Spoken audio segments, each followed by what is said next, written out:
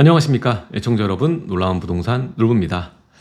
자, 환율이 미쳤죠. 이제 1,400원을 목전에 두고 있습니다. 얼마 전까지만 해도 1,200원이 바로 얼마 전이거든요. 근데 1,400원을 목전에 두고 있다. 이 수치 자체가 2009년 금융위기 때와 거의 비슷하다고 볼 수가 있어요. 그래서 13년여 만에 최고의 이 환율을 나타내고 있는데, 자, 이러다 보니까 우리의 심리는 어떻습니까? 더 굳을 수밖에 없죠. 소비 심리가 위축되고 또 시장 상황은 계속 안 좋게 돌아갈 확률이 높아졌다. 그리고 많은 여론들이 이제 물가가 정점에 섰다라는 여론이 세워져 있었는데, 이게 바뀌면서 여전히 우리 예상치보다 높게 나왔죠. 그래서 CPI 지수가 이제 8.3, 원래 예상치가 8.1이었는데 연속 2개월 둔화되긴 했습니다만 여전히 상승을 가져가고 있기 때문에 원래는 밑으로 빠질 거라고 생각했는데 위로 나왔죠. 그러다 보니까 바로 시장의 반전이 됐고, 원래 선반영 되지 않습니까? 그러다 보니까 급락을 했어요. 급락을 하게 되었고, 결국에 이 금리 상황도 우리 예상보다 높게 그리고 길게 갈 확률이 높아졌다라고 볼 수 있겠습니다. 자, 일단은 당장 이번 달에 그 미국의 금리, 안 그래도 아직 여전히 높기 때문에 물가 상황이 자이언트 스텝 예상을 하는 여론들이 많았고, 근데 이번에 이렇게 나오니까 울트라 스텝까지 가능하다, 또 이렇게 하면서 선반영을 또 만들고 있어요. 급락의 선반영. 그러다가 이제 또 자이언트 스텝 들어가면 또 시장 상황 좋아질 수 있겠죠. 잠깐 또 왔다리 갔다리 계속 그러고 있습니다. 그래서 지금 이 상황을 완벽하게 반전을 줄 수 있는 이 건은 두 건 정도가 될 텐데, 일단은 우크라이나와 러시아의 전쟁의 상황이 반전되는 것. 두 번째가 이제 중국이죠. 중국도 지금 반대로 가고 있지 않습니까? 금리를 오히려 낮추고, 그리고 이 소비 진작을 위해서 여러 가지 이 완화를 펼치고 있는데 아직은 여의치가 않죠. 지금 강달러세가 유지가 되면 어떤 나라도 이 맥을 못 출 수밖에 없습니다.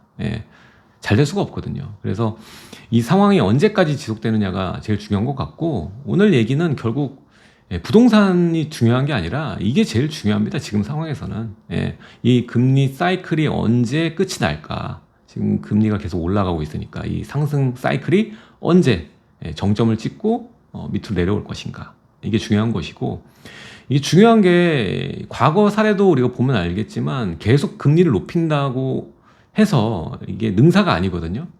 지금 남아있는 카드, 물가를 조절할 수 있는 카드가 금리밖에 없기 때문에 지금 고금리 정책들이 계속 유지가 되고 있는 건데, 중요한 게 뭐냐면 이 물가가 안정되는 것을 금리를 높인다고 해서 바로 볼 수가 없습니다.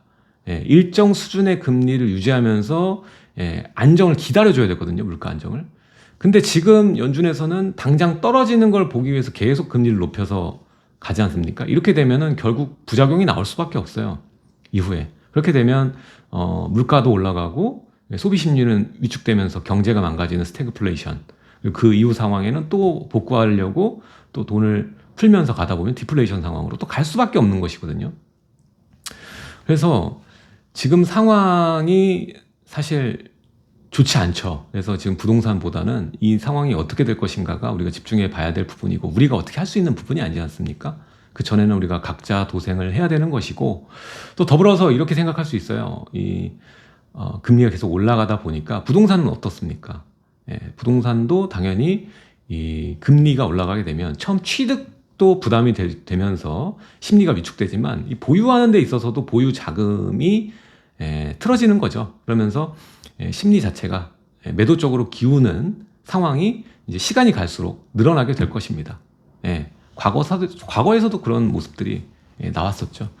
그래서 지금 상황에 만약에 아파트를 여러분들이 매수를 생각하고 있다면, 지금 타이밍상 여러분들이 빨리 접근하는 것이 능사는 아니고, 이게 금리 사이클의 변화가 있을 때까지 보시고 접근해도 전 늦지 않는다고 봅니다. 아파트에 관해서는 말입니다. 아파트는 가장 이 저금리의 유동성, 선반영을 가장 많이 받은 부동산 종목이기 때문에 우리나라에서는, 그래서 좀 지켜보시면 좋을 것 같습니다. 그리고 전세도 마찬가지로 지금 약세를 보이고 있죠. 금리 자체가 계속 올라가다 보니까 이번에도 오르고 다음에도 오르게 되면 결국 지금 월세로 계약하는 게 가장 좋은 선택이 될 수밖에 없거든요. 그래서 전세 약세도 상당 기간 또 유지될 확률이 높아지는 상황입니다. 이 물가지수 발표에 따라서 여러 가지 상황이 전개가 되네요. 자, 근데 이렇게 생각할 수 있어요. 지금 상황이 굉장히 안 좋고 또 금리를 우리 예상치보다 더 올리고 길게 갈 확률이 높아졌기 때문에 난 기회를 잡아야겠다. 계속 이 총알을 충전하겠다라고 생각할 수도 있겠습니다만 부동산만 있는 게 아닙니다. 모든 물가도 지금 계속 올라갈 수밖에 없고 강달러가 만들어지게 되면 결국 우리나라 경제 자체가 하락할 수밖에 없어요. 수출부터 해서 안 좋은 상황으로 갈 수밖에 없는 거거든요. 그러면은 그냥 달러가 강한 것뿐이지 원화는 똥값 된다는 소리예요, 여러분들. 그냥 원화를 모아서 뭔가 기회를 만들겠다 단순하게 생각하면 또 안 된다라는 소리죠. 그래서 지금 제일 중요한 거는 지금 부동산도 종목이 뭐 하나가 아니라 여러 종목들이 있지 않습니까? 그 중에서 이미 선반영이 되고 유동성 장애 그 저금리 상황에 밑바탕이 돼서 가격이 과성장된 부동산들이 있고요. 그리고 아직 그 수요자들이 전부터 진입이 없어서 그 가치 반영이 덜 된 부동산들이 있습니다. 근데 덜 된 부동산 중에서도 그 작은 금액으로 들어갈 수 있는 부동산들, 그렇죠? 이런 부동산들은 사실 이 상황에 저는 투자하기 제일 적격인 그 상품군이라고 저는 보고 있습니다. 그래서 어차피 투자라는 게 우리가 뭐 경기 좋을 때만 하고 경기 안 좋을 때 안 하는 게 아니잖아요. 그때 맞춰서 틈새라는 것이 있고 맞춤형 투자를 여러분들이 진행할 수 있는 능력치를 길러야만 합니다. 그래서 지금 상황은 다른 게 없습니다. 경기는 이렇게 안 좋고 아파트장은 안 좋은데 반대로 또 보면은 우리가 5년, 10년 뒤를 위해서 그 서울시와 국토부에서는 계속 이 공급에 대한 계획을 잡고 실현시키고 있는 상황이에요. 이런 상황과 다르게. 그래서 서울과 수도권 같은 경우에 이제 초기 재개발, 초기 재건축 여기에 우리가 집중해서 볼 수가 있겠죠. 볼 수가 있는 것이고 그 중에서도 우리가 가치 반영이 덜 되고 저평가된 부동산을 찾아낸다면 지금 원화의 하락과 아파트의 하락에서 여러분들이 좀 해칭할 수 있고 5년, 10년 계획을 잡아서 갈 수 있는 상황을 만들어낼 수 있겠죠. 자, 땅값 같은 경우에는 상승폭이 둔화되긴 했습니다만 계속 올라왔습니다. 금융위기 때도 마찬가지예요. 땅값은 쉽게 떨어지지 않습니다, 여러분들.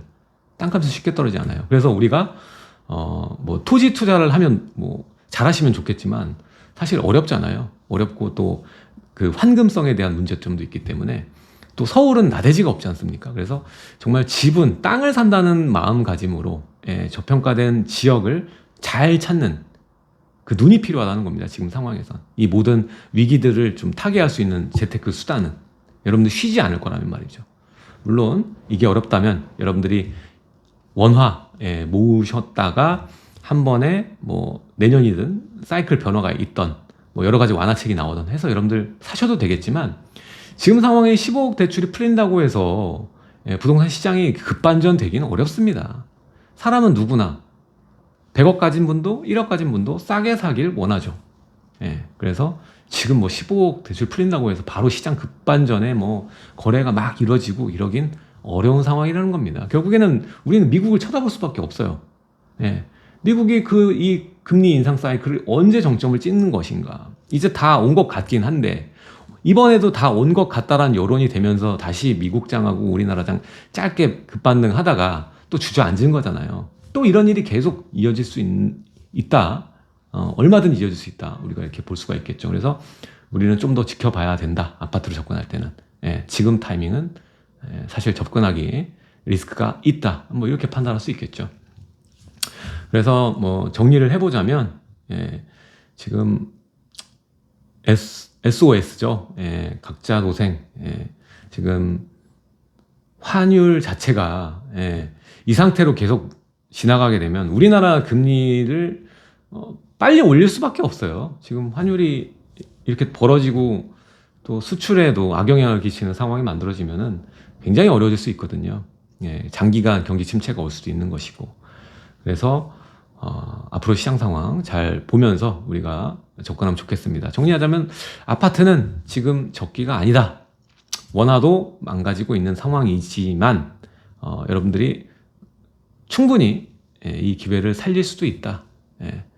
뭐 지금 미국 경제가 어쨌든 저쨌든 지금 이 국토부 서울시의 전략 5년 10년 뒤에 공급망 이거에는 변화가 없는 거거든요. 그러니까 여러분들이 토지 땅의 경우에는 이 지난 경제 위기에도 빠지지 않았기 때문에 지금 내가 할 수 있는 걸 하자. 흔들리지 말고 내가 할 수 있는 걸 하자. 이게 오늘 제가 드리는 메시지입니다. 제가 전 세계 금융 전문가 이런 거 경제 전문가 이런 것들은 아니기 때문에 여러분들이 그냥 편하게 들으셨으면 좋겠고요. 제가 매주 수요일 이 상황을 어떻게든지 여러분들 해칭하기 위해서 돈이 흐르는 곳은 있습니다. 지금 아파트 시장은 이렇게 안 좋은데도요. 초기 재개발과 초기 재건축 시장은 좋습니다.